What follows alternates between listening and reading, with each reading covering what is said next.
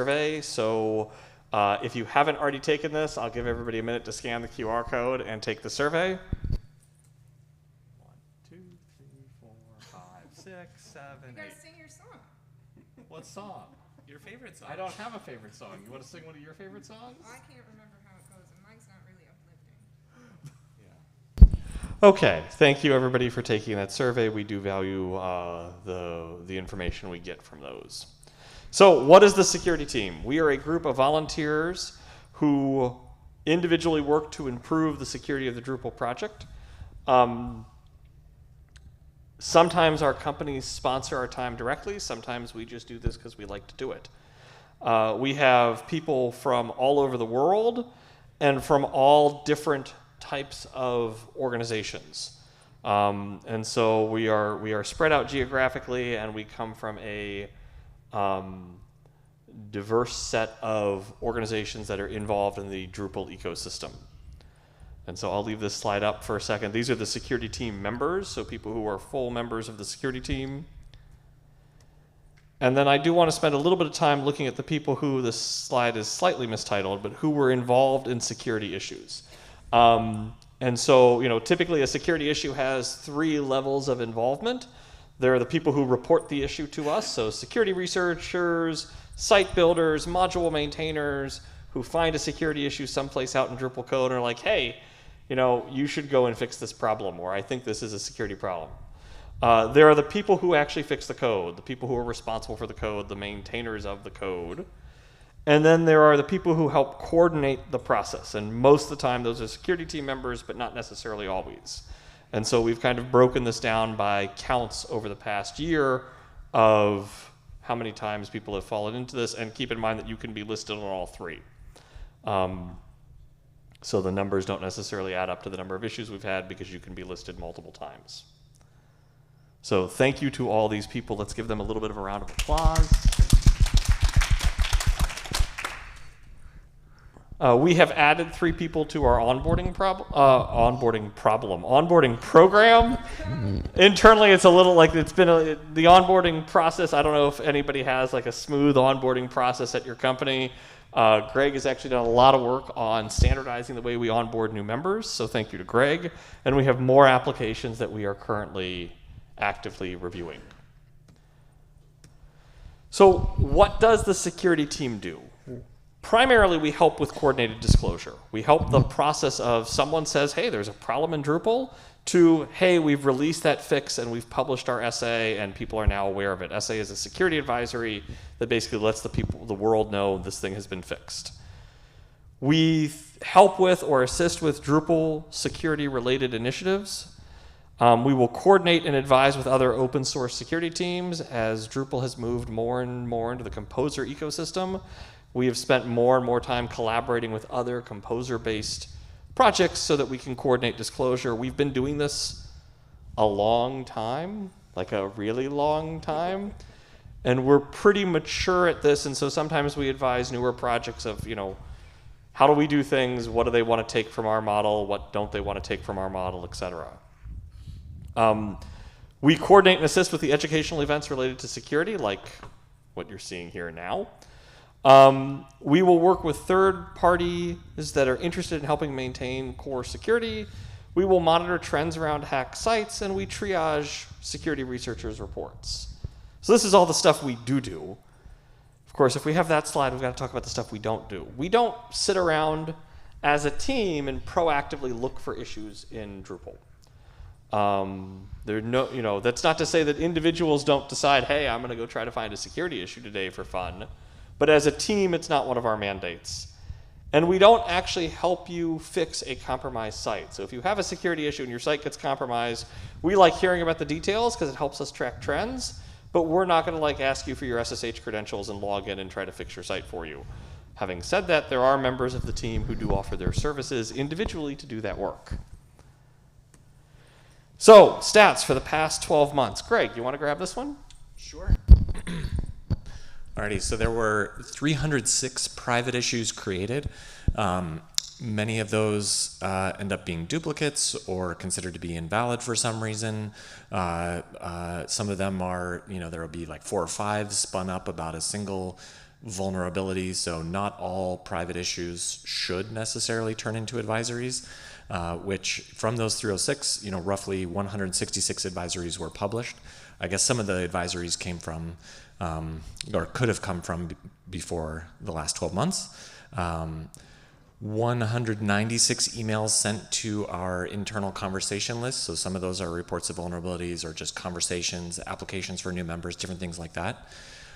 We had CVEs filed for all contributed and core projects for 2024.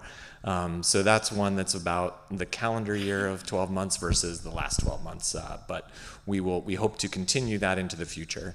How many people are familiar with like CVEs or really care about CVEs? Just curious. Oh, okay. All right. Familiar with or care?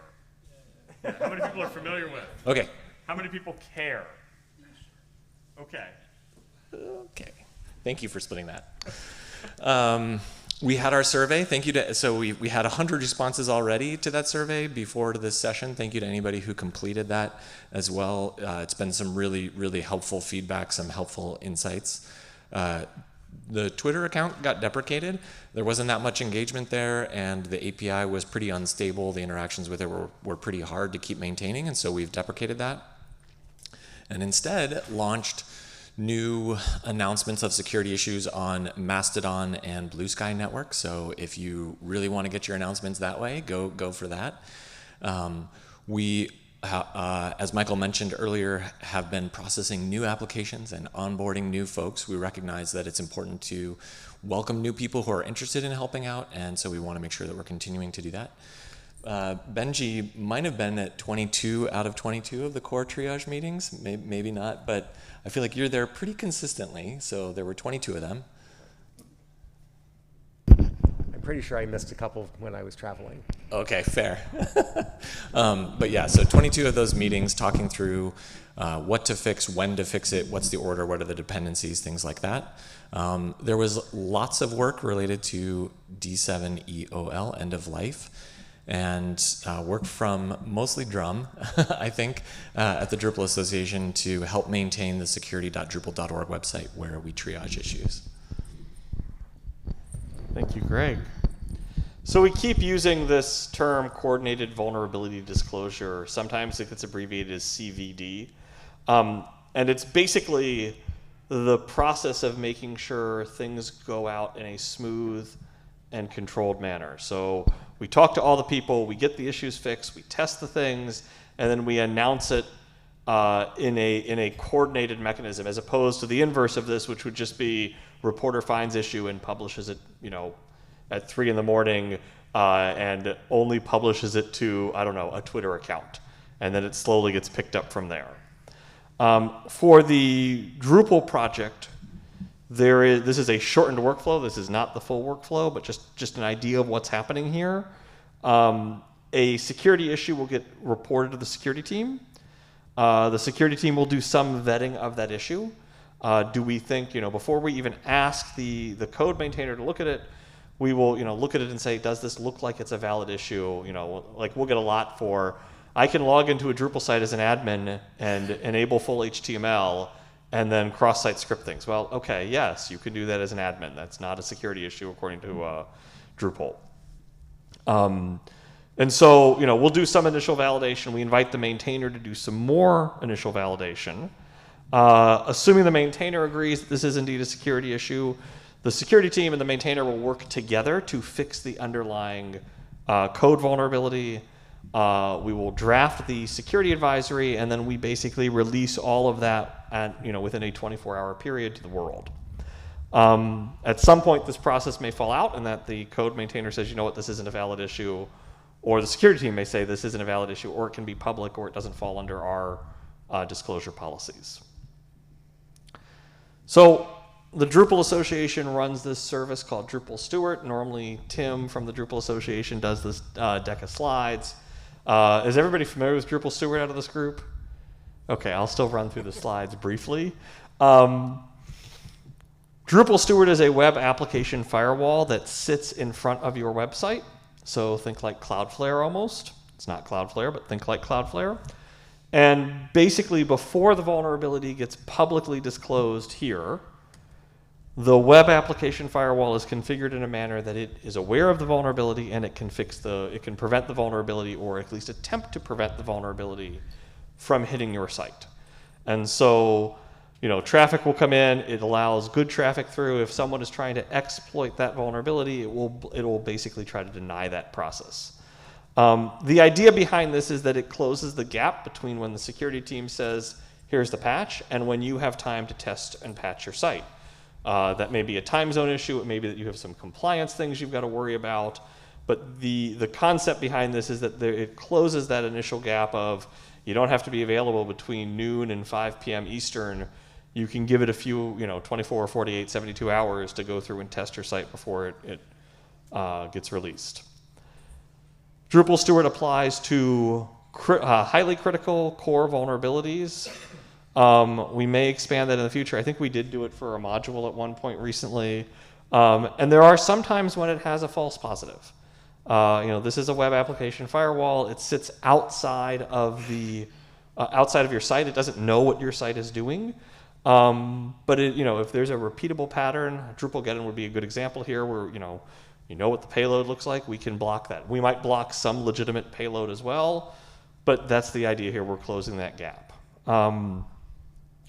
Basically, back to my previous deck of slides, same type of thing. Security team identifies this, that it is a highly critical vulnerability and it is mass exploitable.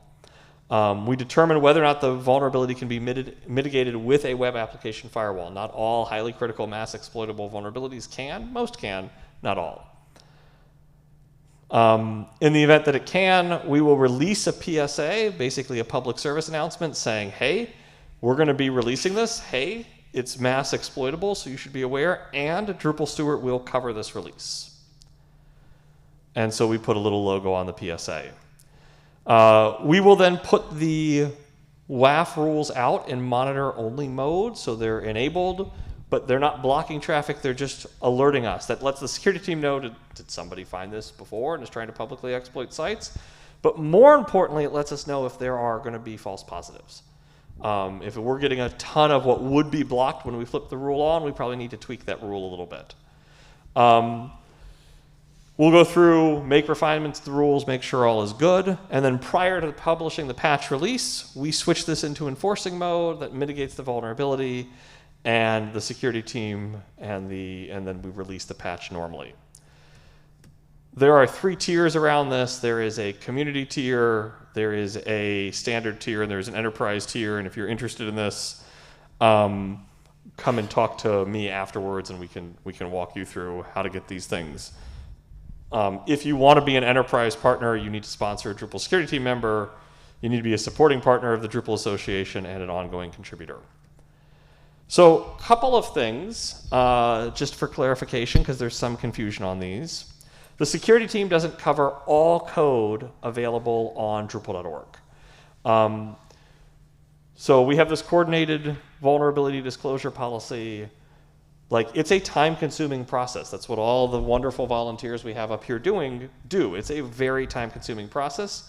We don't necessarily cover everything on Drupal.org.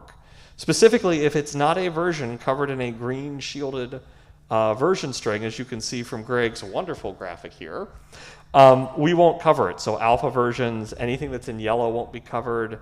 And you know what else won't be covered? Drupal 7. If you've come to this presentation before, you have heard me talk extensively about Drupal 7. I am so happy to announce this is my only slide on Drupal 7. Such an amazing thing to say.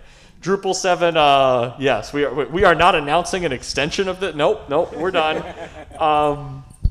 Drupal 7 is end of life. The security team is no longer responsible for vetting Drupal 7 issues. We still want to hear about them, but we are not vetting the issues ourselves. Can I throw in something? Yeah. We are no longer responsible for the PHP module. Yeah. Yes, if anybody knows the PHP module, that's gone. Yeah, there's all sorts of wonderful things out of this. Could you go back a slide? Yeah. So I took this screenshot a couple days ago, and it was this yellow and green coding system. The colors did just change. New brand, who dis? Yeah, so that'll happen, right? Progress will come. But the shield icon is, I think, the most important thing to be looking at, and the shield icon remains unchanged for a while. Thank you, and nice upgrading in the middle of a DrupalCon. It was 3 days ago. It was 3 days. It was recent enough. Yeah, agreed. So Drupal 7 is end of life. This is my only content on Drupal 7. One of the things that's also another common misconception is username enumeration is not in scope as a vulnerability. So lots of enterprise systems, if you can pull the username out of it in some manner, that would be considered a information disclosure. Drupal does not consider the username itself to be an information disclosure. If that bothers you, you can work on fixing that. Scan the QR code, which will take you to the issue 3241232. So from the survey, and this was put in when we had 84 responses. We're now over 100 responses. We got some feedback, and Greg, I'll pass this over to you to walk through this. Sure. Yeah, so one of the first questions was just, how confident are you that your site is secure? Or do you agree with this statement? I am confident my site is safe. And the scores are from 1, strongly disagree, to a 5, strongly agree. And you can see 82% are either agree or strongly agree, which is interesting. But I think try to keep in your mind the shape of where this distribution falls. And on the next slide, next slide. Your advancing doesn't advance my screen. I don't know why that. Yeah, thank you. Okay, so on this slide, you can see people are not as sure that all of their third-party code is up to date, and that is pretty important because Drupal, especially now, is made up of a lot of third-party code. Maybe. Come back. Yay!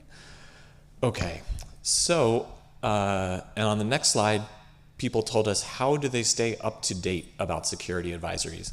And this one, the security team needs to care about all of the, vulnerabilities that get announced. But I hope that, you all do not, right? You only care about the vulnerabilities in the modules or in Drupal core parts that are actually being used on your sites. And what we see here is that most people are subscribed to a channel where they're getting 100% of the information published from the security team, and that's okay. It's educational. You can sometimes learn about new modules. People will say, "Oh, I learned about a new module that I need from that." But I would encourage more folks to choose a channel where you only get updates about the modules or about Drupal core that is actually being used on your site. So within this group, that's like the periodically running composer, the 4th item down. So that's what it's like composer audit and other related tools. And that will only tell you about updates for composer packages, right? It doesn't care necessarily about all of the third-party code that might be JavaScript, might be other kinds of libraries inside of your site. So it's important to also pay attention to those because of the this policy that we have. I think it started in, 2011 was the first time that we decided that this was a policy. That was sort of Drupal, more and more modules were relying on third-party code, and so we said, oh, this could get out of hand pretty quick. If the security team has to be responsible for issuing advisories for all of those, it would be far too much. So we stated then, hey, we're not going to issue advisories for all those issues, restated it in 2019, and then restated it most recently in June of 2024. So thinking back to those first graphs about how confident people are that their site is safe, and then how much less confident they are that all of their third-party code is up to date, what are some good ways to stay up to date with that third-party code? I'm curious, does anybody have is there anybody who has a solution, just shout it out, that they're really happy with for keeping track of vulnerabilities in JavaScript?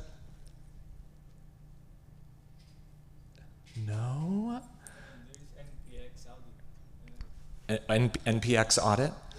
That seems like a good one. I did not put that on here. But are you happy with it? That seems good. Yeah. So if you're using it's like a node package manager to be building a node project that will keep track of that stuff. It might not, I guess, catch things that are pulled in from another source. Like a module might rely on something, or would that? Okay. So I think like some these tools, the OSV scanner, Trivy, Dependabot, and I don't know if it's Snick or Snike. Anybody want to correct me live? No? Okay, we don't know how to say stuff. So those are tools that will scan your entire code base and give you advice about those. And please try them out, make recommendations, see what you like. Yeah. All right, so this is another slide from from the survey. Thank you to everybody who answered that. And there is a section in the Drupal handbook about writing secure code for Drupal, but apparently the marketing for that handbook page is not so good because 40% of the people who were kind of in the loop enough to take the survey didn't know that page exists. But of the people who have read it, they said it was useful, so that's good. 52% of them. And then there's a relatively small percent who said, no, it's insufficient. That's that red bar on the left, the red wedge. So, it's something that we can improve for sure. I would say if you're in that group that felt it was insufficient, it would be good to know what you didn't like about it. I'm not, there might have been a follow-up question about that, I'm not sure, but feel free to reach out in Slack or file an issue in the security Drupal org issue queue about what you feel is missing from that so we can try to address it. And speaking of marketing for that, yeah, I see at least one person taking a picture. Thank you. Feel free to post that to wherever you can to share the good word about these resources.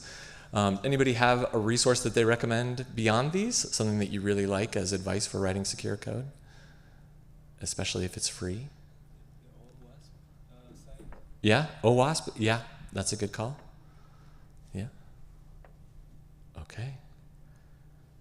And we want to keep the conversation going obviously beyond this, so there are some channels where we send out messages. I mentioned the Blue Sky and Mastodon pages. Also the security team channel on Drupal Slack is a place that's mostly a broadcast channel, although some discussion happens there. And then there's also the appropriately named security discussion channel for discussions. And I think with that, we get to more discussion. So yes, the entire point of this is a Q&A panel with the security team. So we have spent 30 minutes kind of covering our, the topics, and now we will open this up to anyone with questions, comments, concerns, thoughts, etc. Someone should kick this off. Yes. Drupal 7. Drupal 7. Okay, so no. Next. There was recently a security update for, I think it was the link module on Drupal 7 that came from a similar vulnerability in Drupal 10 core. What was your team's involvement in that versus others involved? We should start by repeating the question. Yeah. So the question was, there was recently a Drupal 7 link module update that came out related to a Drupal 10 link module update. And what was the security team's involvement? And the easiest answer to that is the security team as an entity, there was no involvement. There are some members of the security team who were involved in providing extended support through vendors, and they had some involvement in that. But the security team as a formal entity does not care about Drupal 7. So By virtue of their involvement with those third-party vendors, that it happened. Okay. yes, it's a little more complicated than that, but for the 10,000 foot overview, yes. And those security members are still bound by the security team's disclosure policy, our internal disclosure policy, which is where why it's more complicated than that. But yes. Any other questions? Yes. I do have a small comment about subscribing to the whole set of security notices. It can be useful if you have a lot of custom codes modules to see what could be equivalent in your custom code. So that may be a reason to have the whole world. So the comment was that subscribing to every security advisory issued may be helpful if you have a lot of custom code, so you can see the patterns that you're reusing in your custom code that may have been faulty in a module. And absolutely correct. Any other questions? Yes. Wondering about GitLab migration, and is there a time frame already about merge requests for security issues from a maintainer point of view that could make work much easier? I am staring at Neil at the moment. The question was, is there a timeline on merge requests for security issues in the GitLab migration? That's available for testing right now. So yeah, any friendly maintainers, which would include you, we're happy to test with.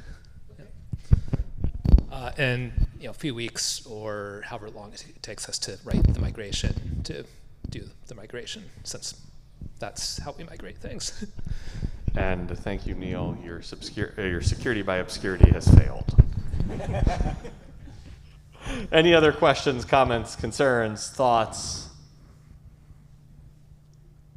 So it was mentioned several scanners for CVEs in the local code or based on SBOM, but I'm wondering if you have any recommendation about general scanners for actual code, not only like non-secure, but not based on releases versions, but based on the actual code. So the question was, there's scanners that scan the code base for known issues. What about scanners that scan for unknown issues? Actually looking at your source code itself. And these fall into two categories: static analysis, where they're just going through and looking at the code, and dynamic analysis, where they're actually either running the code or doing sniff testing against it. And at least in my experience, they're all absolutely atrocious. They generate, I think the last time I ran core through it, there were 29,000 security issues in core, and most of them were just, if you pass this into this function, it can be, it can come out like this. And it's like, well, but there is no way to pass it to that function, because if you, go down the call graph, it doesn't actually work that way. The only thing that I've seen useful is like Burp Suite to manipulate payload. But that's still not an automated scanner. That's still a human being doing things. Yes, you can automate a lot of the dangerous payloads with it. But it is a fun process. I'll add that a lot of the mentality of Drupal is that if you're doing things the easy way, then it should also be the secure way, right? And so if you're using the Drupal database API, then it should also help you to be secure. And I would say that that's relatively true a lot of the time, especially the last 6 years, let's say.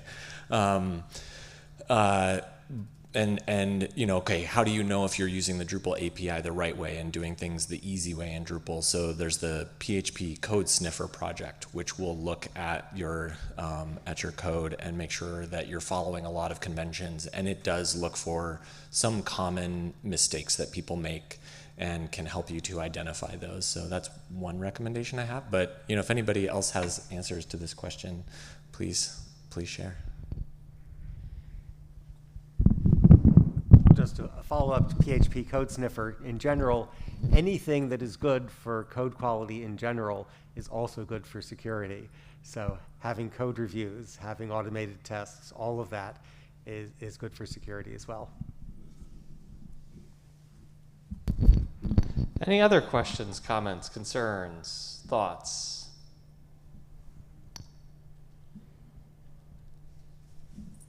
Not so much a question, but I would like to put a shout out or praise out to the security team, because for all of you who haven't been at DrupalCon Barcelona last year, I think something very significant happened, that this guy from Iceland who reported about his work on security, and something that almost got unnoticed was that at the end he just reported on how he analyzed the whole Drupal ecosystem and concluded what the security team is doing for the Drupal community is outstanding and has no example. And I think this just That's why I want to put it out here and encourage you to put it on your slides next time because you deserve it. Do you know who that was? Not off the top of my head, but I can find out the name. Okay. There was a keynote actually in Barcelona, so it was a big group. Awesome. So yeah, the shout out to the security team for what we're doing is right according to the keynote speaker at Barcelona, and apparently I need to go watch the keynote presentation from Barcelona. So I added one to my to-do list. I was at DrupalCon Barcelona, and I was almost brought to tears by what he said about the security team. Clearly, we're missing a marketing avenue here. Okay. Any comments, questions? Yes. Have you guys ever shared the process that you guys take for contrib modules that are covered by this by your advisor that gets the shield badge? Something that we could try to apply to our own custom modules? You as a module maintainer opt into it. So there is a stable release, that's a requirement, and a module maintainer basically says, yes, I want to be covered by this. Yeah, let me add on to that. I think one of the best things module maintainers can do is to make full releases. If you make a full release and later you want to make a backwards compatibility breaking change, that's when you could increase your major versions and make a new full release. And so you might have two full releases going at the same time. But the best thing you can do as a module maintainer is to make a full release. That's what will get you the shield, also checking the box.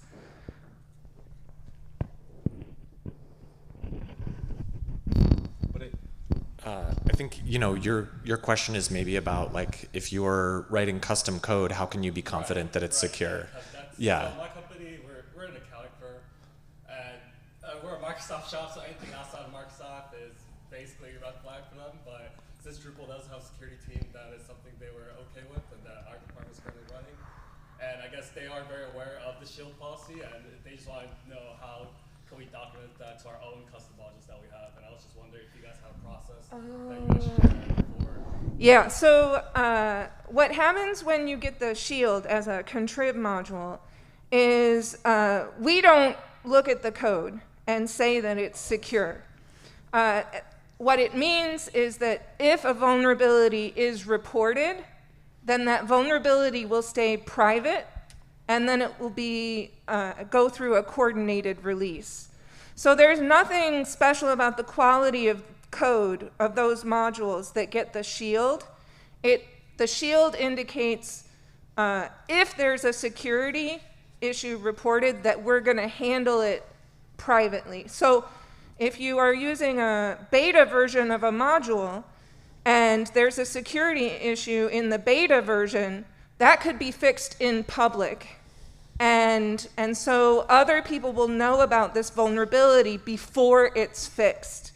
And so I would strongly encourage people, if you have websites running betas or dev or RCs or something like that, to look in the issue queue and see what might be blocking a full release and ask that maintainer, be like, please make a full release. Well, offer to sponsor them. Sometimes offering to pay a maintainer to finish off those last bugs can be a helpful thing. I would also suggest, as you're building, when modules do get to be published on Drupal.org, you can go through beta, go through a full release, get opted into the security team program. There is, just a higher likelihood that people will look at the code, evaluate it, test it out, look for vulnerabilities. People are, you could see from the slide about the vulnerability finders, maintainers, and then the coordinators. Those are often different groups of people. So Drew Weber is listed on all three, but he's relatively uncommon in that. And so people are pretty motivated by getting a CVE credit or by getting their name on an advisory to find vulnerabilities. So publishing a module on Drupal.org is a way to get, you're not certain of the quality of the security audit, but you are essentially getting a security audit from other people trying out the module. So to the extent that you can write a module for your site that's custom code, in a way that's general enough that you can share it and it would be useful to other sites, that can be a good strategy to follow. I would also recommend hiring a security consultant, right? To the extent that you can, whenever your budget season is, ask for that to be included in the budget for next year. That's a good strategy. And if the auditor finds something in a contributed module or in core, we would love to hear about it. Obviously, we encourage, either them or you as the client to report that issue to the team, and then we can fix it for the whole community. Yeah. I sound like a broken record today. Any other questions, comments? You gotta keep asking. I do have to keep asking. That's how you do a good job.